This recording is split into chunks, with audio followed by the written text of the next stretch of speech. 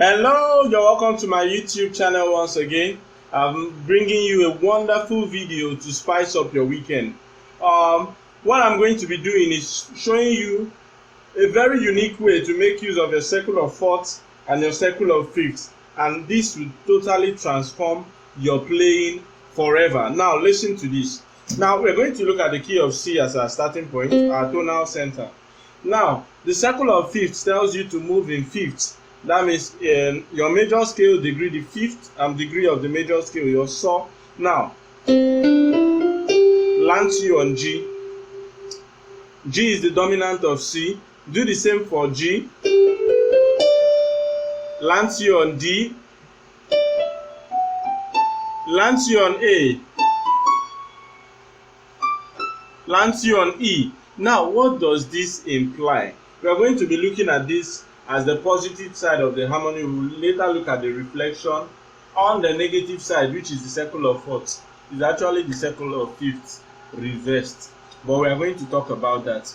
Now we want to imagine this as a progression that leads to your one chord. Imagine you're about to end a song on C. Now we ended on E, is it not?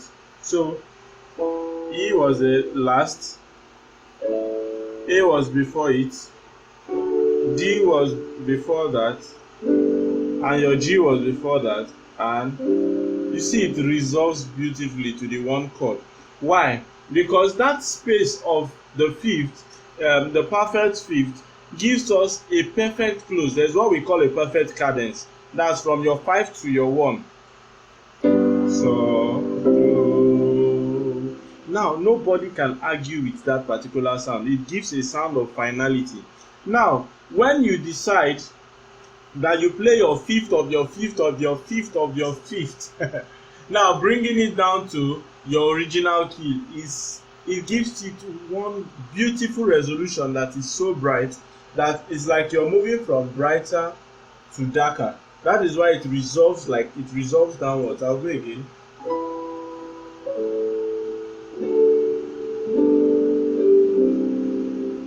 You see it closes in. I'll take that again. You're ending a song.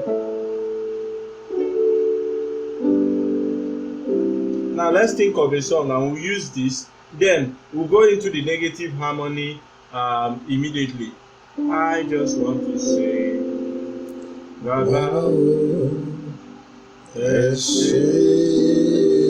taking this song to work on the positive harmony.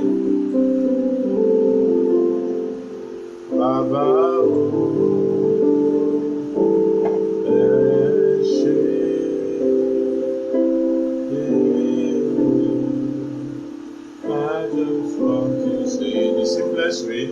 Now I want to end.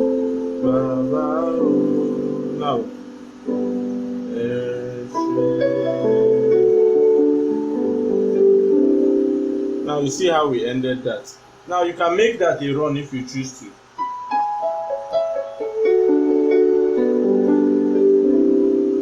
Again.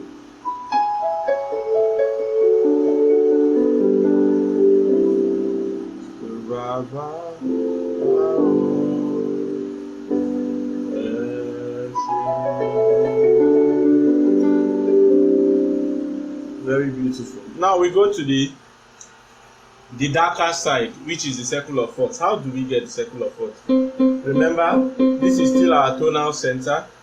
We are moving backwards. This time around, we are not going from do to re mi fa sol. We are not doing that. We are moving from do ti la sol fa. Still 5. 1 2 3 4 5. This is still 1 2 3 4 5. The same thing. So let's say this is our C. Now our first stop point is F. From there we are going to do the same. The next stop point is B flat. You may need to be pausing this video regularly so that you slow down and watch it if you think I'm too fast. Now the next stop point will be E flat, and so on and so forth. Now so you can equally move just the same way we moved from the top to the bottom, where we have our C in the key of for the sharp keys, that is the brighter side. we can equally do the same for the darker side. So you'll be having something like this: E flat, B flat, F, and C. I naturally prefer this one because I'm someone that likes music that has a lot of emotions and draws tension. I don't love things that are too bright. You can tell from my color if you know me in person. Alright, so let's take that same song.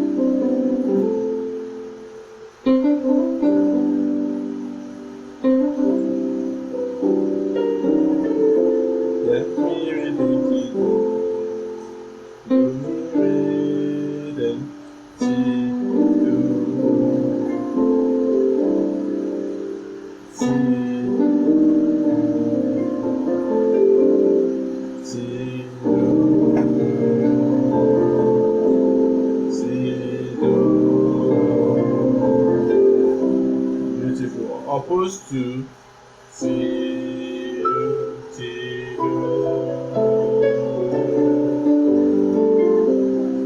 bright to dark, dark to bright. So this is one unique way to make use of your circle of fifth.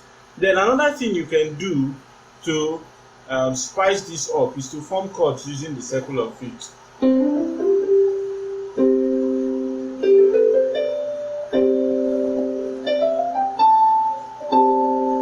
This is a chord. This is one way to voice your C major chord.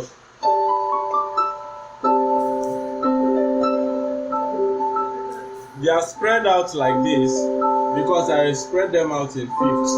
You can stack them up together. Now, how does this chord sound? Extremely beautiful.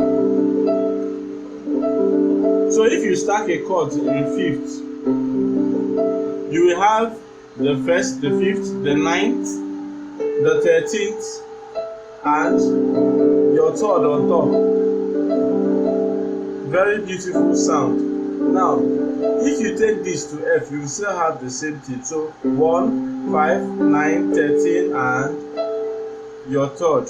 So 1, 5, 9. Your 13th is your what we call La. And your third. So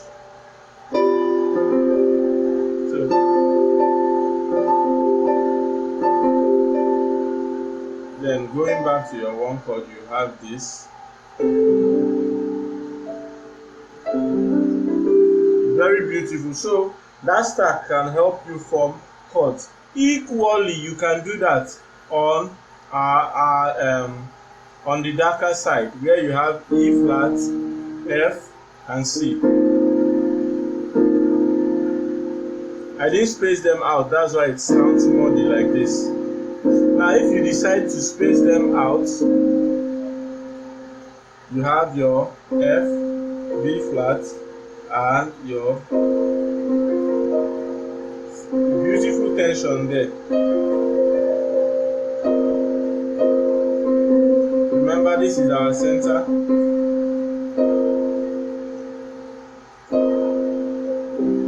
Can you see it? Tension and release. Alright, so like I said, when you stack them up like this, they can easily resolve to your C this way. So